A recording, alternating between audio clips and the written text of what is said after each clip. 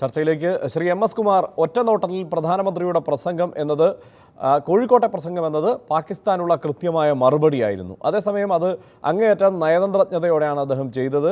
ഒരു യുദ്ധത്തിലേക്ക് കടക്കുന്നു എന്ന സൂചന അദ്ദേഹം നൽകുന്നുമില്ല.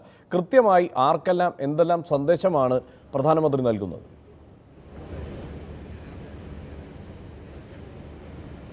ഇന്ന് ഓരോ ഭാരതീയനും കേൾക്കാൻ ആഗ്രഹിച്ച വാക്കുകളാണ് പ്രധാനമന്ത്രിയിൽ നിന്നുണ്ടായത്. ഭാരതീയർ മാത്രമല്ല, ലോകം മുഴുവൻ പ്രധാനമന്ത്രിയുടെ ഈ അടുത്ത കാലത്തുണ്ടായ അതിർത്തിയിലുണ്ടായ സംഘർഷങ്ങൾക്ക് ശേഷം പ്രധാനമന്ത്രി പങ്കെടുക്കുന്ന ഒരു പൊതുയോഗത്തിൽ നിന്ന്, അതും BJPയുടെ ദേശീയ സമ്മേളനത്തോടനുബന്ധിച്ചുള്ള പൊതുയോഗത്തിൽ നിന്ന് പ്രധാനമന്ത്രി എന്താണ് പറയുന്നത് എന്ന് കേൾക്കാൻ ആഗ്രഹിച്ചിരുന്ന മുഴുവൻ ജനങ്ങളെയും, ആ ജനങ്ങളെ മുഴുവൻ ആവേശത്തിൻ്റെ കൊടുമുടിയിൽ കയറ്റുന്ന ഒരു പ്രസംഗമാണ് പ്രധാനമന്ത്രി ഇന്ന് നടത്തിയത്. ഇന്ത്യയിലെ ജനങ്ങളുടെ മുഴുവൻ പിന്തുണയും അവരുടെ പ്രാർത്ഥനയുമാണ് ജവാന്മാരുടെ കരുത്ത് എന്ന് പറഞ്ഞ പ്രധാനമന്ത്രി എന്താണ് പറയാൻ ഉദ്ദേശിച്ചതെന്നുള്ളതെല്ലാം അതിനകത്ത് വ്യക്തമാക്കിയിട്ടുണ്ട്. നാടിന് വേണ്ടി രക്തസാക്ഷിത്വം വരിച്ചവരുടെ ത്യാഗം വൃഥാവിലാകില്ല, യുക്തമായ സമയത്ത് അതിനെല്ലാം യുക്തമായ കാര്യങ്ങൾ തീരുമാനിക്കും എന്നും പ്രധാനമന്ത്രി പറഞ്ഞു. പാകിസ്ഥാൻ ജനതയോടാണ് അദ്ദേഹം പറഞ്ഞത്. ഇത് ഈ നൂറ്റാണ്ട് മുഴുവൻ ഈ ഏഷ്യയുടേതാകും എന്ന് വിശ്വസിച്ചിരിക്കുമ്പോൾ, ഏഷ്യയിലെ മുഴുവൻ രാജ്യങ്ങളും അതിനായുള്ള മുന്നേറ്റങ്ങൾ നടത്തുമ്പോൾ ഒരു രാജ്യം മാത്രം രക്തപ്പുഴ ഒഴുക്കിക്കൊണ്ട് അതിനെ പിന്നോക്കം പിടിച്ചു വലിക്കുന്നു എന്ന ദുരവസ്ഥ പാകിസ്ഥാൻ ജനതയെയാണ് പ്രധാനമന്ത്രി ഓർമ്മിപ്പിച്ചത്. ശരിക്കും പറഞ്ഞാൽ ഒരു പാകിസ്ഥാനിൽ നിന്ന് ഉയരേണ്ട കാര്യങ്ങൾ, പാകിസ്ഥാൻ ജനത ചിന്തിക്കേണ്ട കാര്യങ്ങൾ അവരെ ഓർമ്മിപ്പിക്കുന്ന വളരെ പക്വമായ, വളരെ രാജ്യാന്തര തലത്തിൽ തന്നെ വളരെ മതിപ്പുയർത്തുന്ന ഒരു പ്രസംഗമാണ് ശ്രീ നരേന്ദ്രമോദിയിൽ നിന്ന് കോഴിക്കോട് ഞങ്ങൾക്ക് കേൾക്കാൻ സാധിച്ചത്. തീർച്ചയായിട്ടും ഓരോ ഇന്ത്യക്കാരനും ഇന്ന് ശ്രീ പ്രധാനമന്ത്രിയുടെ പ്രസംഗത്തിൽ അഭിമാനം തോന്നും, ആത്മവിശ്വാസം ഉയരും. അതാണ് ഇന്നത്തെ പ്രസംഗത്തിൻ്റെ പ്രത്യേകതയായി എനിക്ക് തോന്നിയത്. അദ്ദേഹം ഒരു പ്രാസംഗികൻ എന്ന നിലയിൽ ആ കാര്യങ്ങൾ വളരെ കൃത്യമായി അവതരിപ്പിച്ചിട്ടുണ്ട്. പക്ഷേ പ്രധാനമായും പ്രധാനമന്ത്രി എന്ന നിലയിൽ നരേന്ദ്രമോദി അദ്ദേഹത്തിൻ്റെ നയങ്ങളിൽ നിന്ന് പാകിസ്ഥാനോടുള്ള അദ്ദേഹത്തിൻ്റെ സമീപനത്തിൽ പ്രകടമായ മാറ്റം വരുത്തിയിരിക്കുന്നു. അതുകൂടി ഇപ്പോൾ കോഴിക്കോട്ടെ ഈ പ്രസംഗത്തിലൂടെ സംഭവിച്ചിരിക്കുന്നു എന്ന് വേണ്ടേ കരുതാൻ. കാരണം ഇതുവരെ വളരെ പഠാൻകോട്ട് ആക്രമണം വരെ എന്ന് തന്നെ പറയാം, ആ ആക്രമണത്തിന് ശേഷം പോലും വളരെ സൗമനസ്യത്തോടെയുള്ള ഒരു സമീപനമാണ് പാകിസ്ഥാനോട് പ്രധാനമന്ത്രി സ്വീകരിച്ചിരുന്നത്. പക്ഷേ ഇതുവരെ സ്വീകരിച്ച സമീപനം തെറ്റായിരുന്നു എന്ന് സമ്മതിക്കുന്ന ഒരു പ്രസംഗം കൂടിയായില്ലേ അത്? അങ്ങനെ പറയാൻ സാധിക്കില്ലല്ലോ. പാകിസ്ഥാൻ ജനതയോടാണ് അദ്ദേഹം കൂടുതൽ കാര്യങ്ങൾ ഇന്ന് സംസാരിച്ചത്. നമുക്കറിയാം, പാകിസ്ഥാനിൽ ജനാധിപത്യമൊന്നുമില്ല. പാകിസ്ഥാനെ നിയന്ത്രിക്കുന്നത് ഭീകരവാദികളാണ്. അവിടെ തിരഞ്ഞെടുക്കപ്പെട്ടവർ പേരിന് വേണ്ടി ഇരിക്കുന്നെങ്കിലും അവരെ നിയന്ത്രിക്കുന്നതും അതാണ് അദ്ദേഹം പറഞ്ഞത്. ഭീകരവാദികൾ എഴുതിക്കൊടുത്ത പ്രസംഗം വായിക്കുന്ന പ്രധാനമന്ത്രിയോടല്ല എനിക്ക് പറയാനുള്ളത്, രാജ്യത്തെ ജനങ്ങളോടാണെന്നാണ്. അപ്പോൾ പാകിസ്ഥാൻ്റെ രാഷ്ട്രീയം, ആ പാകിസ്ഥാൻ രാഷ്ട്രീയം നിയന്ത്രിക്കുന്ന ശക്തികൾ, ഇതൊക്കെ മനസ്സിലുള്ളത് കൊണ്ടാകണം പ്രധാനമന്ത്രി ഇന്ന് കൂടുതലും പാകിസ്ഥാൻ ജനതയെ അഭിസംബോധന ചെയ്തുകൊണ്ട് ആ രാജ്യത്തെ ജനങ്ങളിൽ നിന്നാണ് അവിടുത്തെ അനീതികൾക്കെതിരെ ശബ്ദമുയരേണ്ടത് എന്ന വിധത്തിൽ സംസാരിച്ചത്. അതൊരു നയമാറ്റമായി ഒന്നും കാണാൻ കഴിയില്ല. തീർച്ചയായിട്ടും പാകിസ്ഥാനിലെ ജനങ്ങളോടല്ലല്ലോ നമ്മുടെ യുദ്ധം. അദ്ദേഹം ഒരു കാര്യം കൂടി പറഞ്ഞു, പാകിസ്ഥാൻ യുദ്ധം ചെയ്യേണ്ടത് മറ്റ് രാജ്യങ്ങളോടല്ല, പാകിസ്ഥാൻ യുദ്ധം ചെയ്യേണ്ടത് ദാരിദ്ര്യത്തോടും പട്ടിണിയോടും തൊഴിലില്ലായ്മയോടുമാണ്. ഇന്ത്യക്കൊപ്പം സ്വാതന്ത്ര്യം നേടിയ പാകിസ്ഥാൻ ഏതെല്ലാം രാജ്യങ്ങളിൽ ഇന്ത്യയും പാകിസ്ഥാനും തമ്മിൽ അന്തരമുണ്ടെന്നുള്ള കാര്യം എണ്ണി പറഞ്ഞു അദ്ദേഹത്തിൻ്റെ പ്രസംഗത്തിൽ. അതുകൊണ്ട് പാകിസ്ഥാൻ്റെ ജനങ്ങളെ ശത്രുവായി കണ്ടുകൊണ്ടല്ല, പാകിസ്ഥാൻ്റെ യുദ്ധക്കൊതിയന്മാരായ, യുദ്ധവെറിയന്മാരായ അവിടുത്തെ ഭീകരവാദികളെ, ലോകത്തെ മുഴുവൻ വെല്ലുവിളിക്കുന്ന ഭീകരവാദത്തെ പ്രോത്സാഹിപ്പിക്കുന്ന പാകിസ്ഥാൻ ഭരണകൂടത്തെയാണ് നരേന്ദ്രമോദി കുറ്റപ്പെടുത്തി എന്ന് സംസാരിച്ചത്. ശ്രീ MP രാജേഷ്, വളരെ കൃത്യമായി എവിടെയെല്ലാമാണ്, എന്തെല്ലാമാണ് നരേന്ദ്രമോദി ഈ പ്രസംഗത്തിലൂടെ ലക്ഷ്യമിടുന്നത് എന്ന് വ്യക്തമാണ്.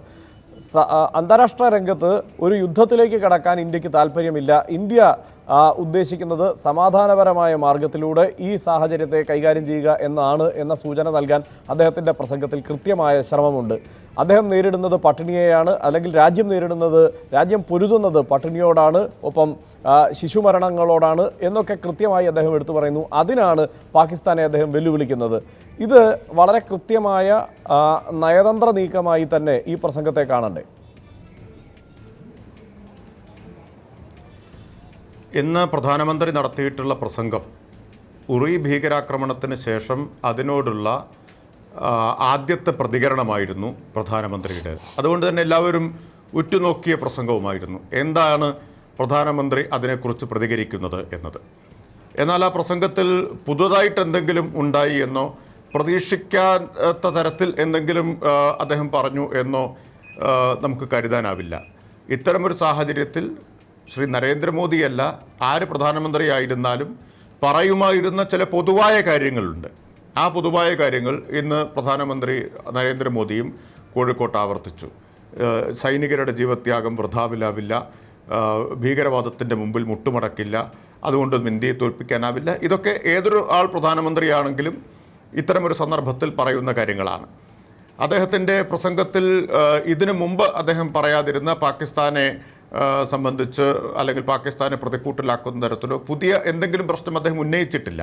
ഇന്ന് അദ്ദേഹം ആവർത്തിച്ച കാര്യങ്ങൾ ബലൂചിസ്ഥാൻ നേരത്തെ അദ്ദേഹം പറഞ്ഞതാണ്, അതുപോലെ തന്നെ സിന്ധ് അദ്ദേഹം പറഞ്ഞതാണ്. അങ്ങനെ അദ്ദേഹം പുതുതായിട്ട് എന്തെങ്കിലും ആ പ്രശ്നത്തെ സംബന്ധിച്ച് അല്ലെങ്കിൽ പാകിസ്ഥാനെ പ്രതിക്കൂട്ടിലാക്കുന്ന നിലയിൽ പറഞ്ഞിട്ടുമില്ല. പിന്നെ അദ്ദേഹം ഒരു വ്യത്യസ്തമായ സമീപനം കണ്ടത്, അദ്ദേഹം പറഞ്ഞു ഞാൻ പാകിസ്ഥാനിലെ ജനങ്ങളോട് നേരിട്ട് സംസാരിക്കാൻ ആഗ്രഹിക്കുന്നു എന്നുള്ളത്. അത് മറ്റേ പ്രസംഗത്തിൽ അങ്ങനെ പറയുന്നത് ഞാനതിനെ സ്വാഗതം ചെയ്യുന്നു. പക്ഷേ അത് പ്രസംഗത്തിനപ്പുറം പ്രകടമാവുകയാണ് വേണ്ടത്. ജനങ്ങളുമായിട്ട് നേരിട്ട്, പാകിസ്ഥാനിലെ ജനങ്ങളോട് നേരിട്ടാണ് സംവദിക്കാൻ ആഗ്രഹിക്കുന്നതെങ്കിൽ പീപ്പിൾ ടു പീപ്പിൾ കോണ്ടാക്റ്റാണ് ഈ ഗവൺമെൻറ് വർദ്ധിപ്പിക്കാൻ ശ്രമിക്കുന്നത് എങ്കിൽ അത് പ്രവൃത്തിയിലും കാണണം. ഒരു ഭാഗത്ത് നമ്മൾ പ്രസംഗിക്കുമ്പോൾ പാകിസ്ഥാനിലെ ജനങ്ങളോട് നേരിട്ട് അതൊരു സന്ദേശമാണ്. പക്ഷേ അത് പറയുകയും മറുഭാഗത്ത് നമ്മൾ പീപ്പിൾ ടു പീപ്പിൾ കോണ്ടാക്റ്റ് വർദ്ധിപ്പിക്കണമെങ്കിൽ ചെയ്യേണ്ടത് എന്താണ്? പാകിസ്ഥാനിലെ കലാകാരന്മാർ, പാകിസ്ഥാനിലെ ക്രിക്കറ്റർമാർ, പാകിസ്ഥാനിൽ നിന്നുള്ള എഴുത്തുകാർ, ബുദ്ധിജീവികൾ അവരുമൊക്കെയായിട്ട് ഉള്ള കോണ്ടാക്റ്റ് ഉണ്ടാവുക എന്നുള്ളതും പ്രധാനമാണല്ലോ. അപ്പോൾ അവരൊക്കെ ഇങ്ങോട്ട് വരുമ്പോൾ അവരെ ആട്ടിയോടിക്കുകയും അവർക്ക് അന്ത്യശാസനം നൽകുകയും ഒക്കെ ചെയ്യുന്ന പ്രവൃത്തിയും പ്രസംഗത്തിൽ ജനങ്ങളോട് നേരിട്ട് അഭിസംബോധന ചെയ്യുന്നു എന്ന് പറയുന്നതും തമ്മിൽ പൊരുത്തപ്പെട്ടു പോകില്ല. ഇപ്പോൾ കഴിഞ്ഞ ദിവസമാണ് MNS അന്ത്യശാസനം നൽകിയിട്ടുള്ളത്. പാകിസ്ഥാനിൽ നിന്നുള്ള കലാകാരന്മാർ ഇന്ത്യ വിട്ടു പോകുന്നതിന് അന്ത്യശാസനം നൽകിയിരിക്കുന്നു. അപ്പോൾ ആ ഒരു വൈരുദ്ധ്യമുണ്ട്. അപ്പോൾ മൊത്തത്തിൽ നോക്കിക്കഴിഞ്ഞാൽ അദ്ദേഹം പാകിസ്ഥാനെ നയതന്ത്രപരമായിട്ടോ സ്ട്രാറ്റജിക്കായിട്ടോ ഡീൽ ചെയ്യുന്നതിലുള്ള എന്തെങ്കിലും പുതിയ ഒരു വിഷൻ അവതരിപ്പിച്ചതായിട്ട് കാണുന്നില്ല. നേരത്തെ പറഞ്ഞ കുറേ കാര്യങ്ങളും പിന്നെ വളരെ പ്രതീക്ഷിതമായിട്ടുള്ള ചില പ്രസ്താവനകളും, റിട്ടോറിക് എന്ന് നമ്മൾ പറയുമല്ലോ, ആ ഒരു റിട്ടോറിക്കിനപ്പുറം മറ്റൊന്നും ഇന്നത്തെ പ്രസംഗത്തിൽ പ്രത്യേകിച്ച് പുതുതായി കണ്ടിട്ടില്ല. ഞാൻ തിരിച്ചു വരാം താങ്കളിലേക്ക്. യുദ്ധത്തിന് വേണ്ടി പക്ഷേ ശ്രീ എം പി രാജേഷ്, ഞാൻ തിരിച്ചു വരാം. യുദ്ധത്തിന് വേണ്ടിയുള്ള വലിയൊരു മുറവിളി തന്നെ നടക്കുന്ന ഘട്ടത്തിലാണ് അദ്ദേഹത്തിൻ്റെ ഈ പ്രസംഗം ഉണ്ടാവുന്നത്. ഒരുപക്ഷെ പഠാൻകോട്ടിൻ്റെ അടക്കം അനുഭവം മുൻനിർത്തിയായിരിക്കാം ദേശീയ മാധ്യമങ്ങൾ, ഇംഗ്ലീഷ് മാധ്യമങ്ങൾ അടക്കം പലപ്പോഴും ഒരു യുദ്ധത്തിലേക്കാണ് ഇനി നമ്മൾ കിടക്കേണ്ടത് എന്ന തരത്തിൽ പരസ്യമായി പറയുന്ന സാഹചര്യം ഉണ്ടായിരുന്നു. പക്ഷേ ആ മുറവിളിയെ ചെവിക്കൊള്ളുന്നില്ല പ്രധാനമന്ത്രി എന്നുകൂടിയല്ലേ വ്യക്തമാവുന്നത്? കാരണം ഒരു തുറന്ന യുദ്ധത്തിലേക്ക് കടക്കുന്നില്ല എന്ന വ്യക്തമായ സൂചന അദ്ദേഹത്തിൻ്റെ പ്രസംഗത്തിൽ മനസ്സിലാക്കാൻ കഴിയുന്നില്ലേ? അത് ഇന്നത്തെ നരേന്ദ്രമോദിയുടെ പ്രസംഗത്തെക്കുറിച്ച് എനിക്ക് ഇവിടെ പറഞ്ഞതിൽ നിന്നും ചില റിസർവേഷൻസ് ഉണ്ട്. ആക്ച്വലി ശരിയാണ്, ബഹുമാന്യ ശ്രീ കുമാർ പറഞ്ഞ മാതിരി ഒരുപക്ഷെ കേട്ടിരുന്നവരെ ആവേശം കൊള്ളിക്കാൻ കഴിഞ്ഞ, അല്ലെങ്കിൽ ഒരുപക്ഷെ BJP പ്രവർത്തകരെയോ അല്ലെങ്കിൽ ഇന്ന് രാജ്യത്തൊരു വികാരം ഉണർത്താൻ പറ്റുന്ന ഒരു അദ്ദേഹത്തിൻ്റെ ഒരു ഒറേറ്ററി സ്കില്ല് വെച്ച് വളരെ വൈബ്രൻ്റ് ആയിട്ടുള്ളൊരു സ്പീച്ചാണ് അദ്ദേഹം നടത്തിയത് എന്ന കാര്യത്തിൽ സംശയമില്ല. പക്ഷേ ഇതിൻ്റെ ഒരു ആഫ്റ്റർ എഫക്റ്റ് അല്ലെങ്കിൽ ഇതിൻ്റെ റാമിഫിക്കേഷൻസ് ആണ് നമ്മൾ ആലോചിക്കേണ്ടത്.